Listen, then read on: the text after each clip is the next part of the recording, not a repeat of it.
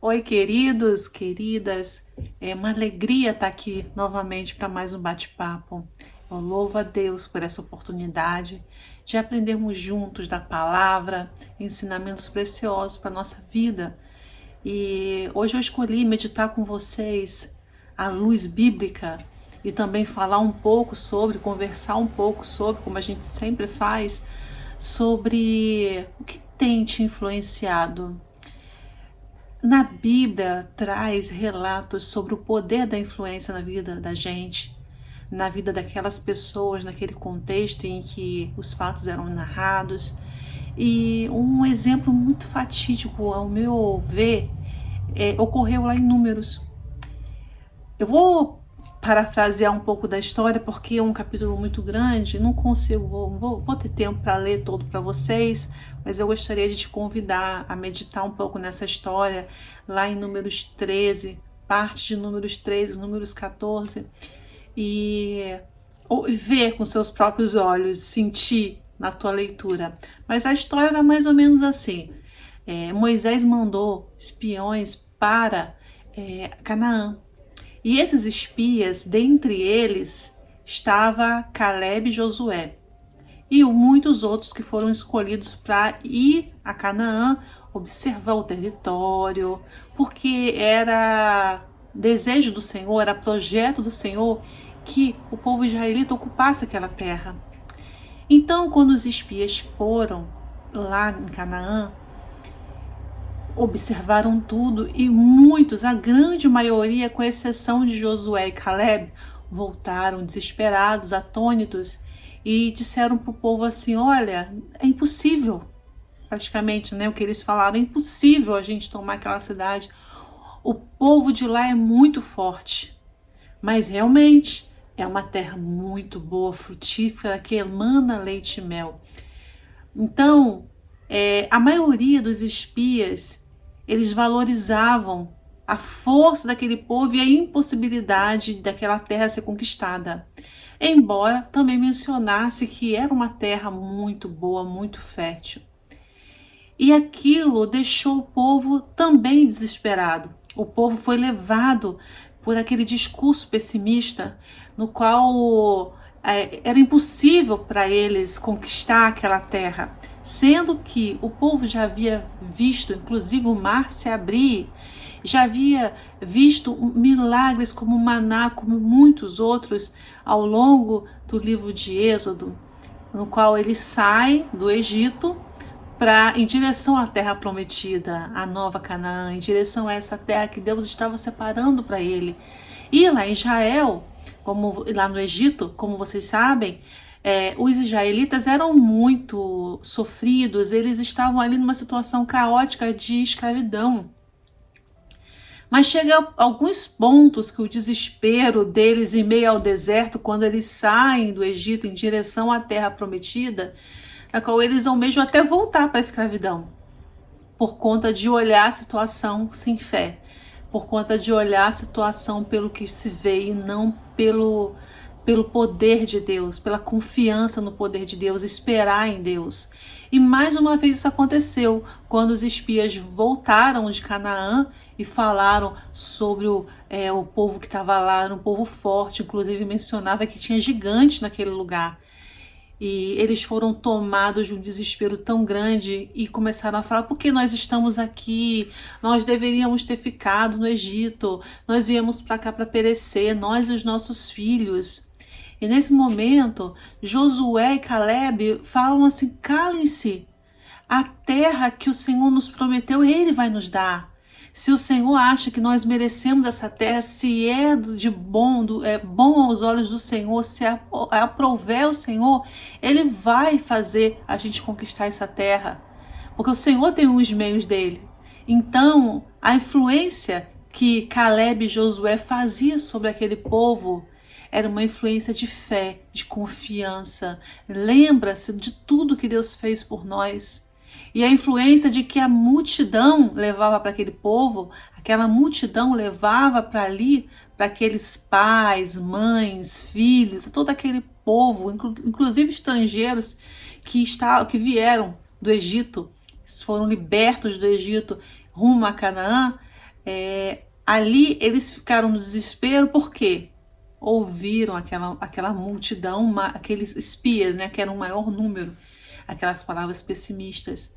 Então, não sei se você está conseguindo entender o contexto da situação.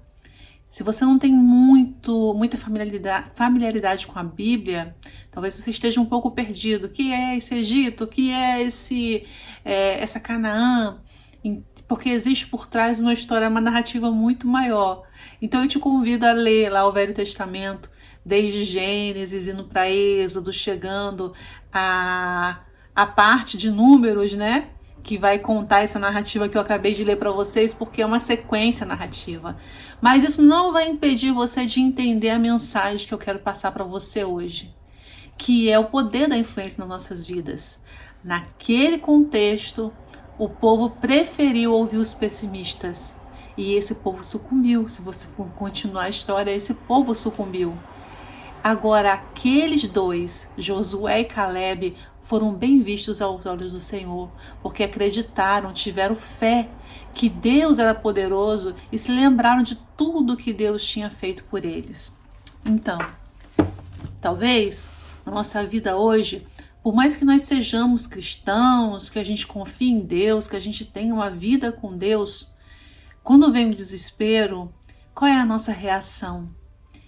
E é nesse momento que a gente precisa buscar em Deus, esperar em Deus, acreditar em Deus e olhar para tudo que Deus já fez na nossa vida. Olhar para a nossa trajetória com Deus, a nossa história com Deus, se Ele já abriu um mar vermelho para você, se Ele já te ajudou numa situação passada, se Ele te sustentou numa situação passada, se Ele enxugou as suas lágrimas, esse mesmo Deus está com você hoje. Então, você deve se recusar a olhar para os olhos da multidão, porque qualquer um pensaria, não tem mais jeito. E olhar para Deus, olhar para o poder de Deus e para a sua história com Ele. Olhar para a palavra de Deus e ver que Deus é poderoso. Não é fácil no momento que a nossa fé é provada, nas nossas lutas cotidianas. Especialmente as lutas emocionais, que são tão difíceis de vencer. Talvez as nossas lutas emocionais sejam as batalhas mais difíceis de serem vencidas, porque ela vai afetando a nossa mente, o nosso ânimo, a nossa disposição, vai entrando em nós aquele espírito de desânimo, de pessimismo. Eu não vou conseguir, porque falaram para mim que eu não vou conseguir. Essa bênção não é para mim, não, é para todo mundo, para mim não, porque coitadinha de mim. Ou coitadinho de mim. Infelizmente, é muito comum que a gente viva numa situação de comiseração, de olhar as coisas do passado, de olhar nossa vida, nossa trajetória, às vezes, de alguma coisa que viveu, sem olhar tudo que Deus já fez, sem olhar tudo que Deus, o mar vermelho que Ele abriu, olhar tudo. E ali é um exemplo fatídico, que o povo, mesmo tendo passado por grandes milagres, eles não olhavam para aquilo que Deus estava fazendo, eles olhavam para aquela novidade, eles não olhavam para aquilo que era bom que Deus estava fazendo, mas eles olhavam para aquela situação difícil lá atrás, e eles estavam presos ainda na escravidão, quando Deus já queria libertar, já tinha libertado eles queriam voltar para a escravidão. Gente, quantos de nós já fomos libertos? Já estamos, às vezes, numa igreja, já temos nossa fé renovada, já temos mais maturidade com Deus. E quando vem aquele desespero, a gente quer voltar lá para o Egito, a gente quer voltar lá para aquele velho homem e esquece de tudo que Deus está fazendo ali. E esquece de tudo novo que foi derramado sobre você. Você quer voltar para o velho e Deus já te libertou, você quer voltar para a escravidão. Então essa mensagem hoje também é uma maneira de nos alertar que o que Deus nos libertou, já estamos libertos, nós não vamos voltar mais para aquele cativeiro. Aqui é daqui para frente. Não tem aquele ditado, é para frente que se anda? Então, é para frente que se anda, não olhando para trás, não olhando Ah, não, mas Deus fez muito, mas no passado, lá no passado, eu não era bem-sucedido. Então, talvez vá voltar tudo de novo. Aquele medo de voltar àquela situação passada, às vezes de carências, até carências materiais. E aí você fica com aquele medo, não, uma hora vou voltar porque afinal de contas eu sou assim. Não, não, não. Não vamos escolher voltar para o Egito. Deus já nos libertou. Ele já conquistou batalhas para nós. Nós temos que ser gratos e seguir em frente. Olhar porque Deus já venceu muitas batalhas por nós. Ele já enviou ajuda para nós, ele já esteve conosco e seguindo em direção ao que ele tem para o futuro. Nós devemos nos apegar à fé e na esperança que os sonhos de Deus são sempre maiores e melhores que o nosso. É além do que a gente pode planejar. Que essa mensagem chegue profundamente aos nossos corações, ao meu e o seu, porque cada dia nós temos que nos alimentar dessa palavra, alimentar dessa força que vem de Deus, porque é diário. Não é você ler um capítulo, um livro inteiro da Bíblia hoje e depois parar, não adianta. É alimento. A palavra de Deus é alimento. Ninguém se alimenta assim.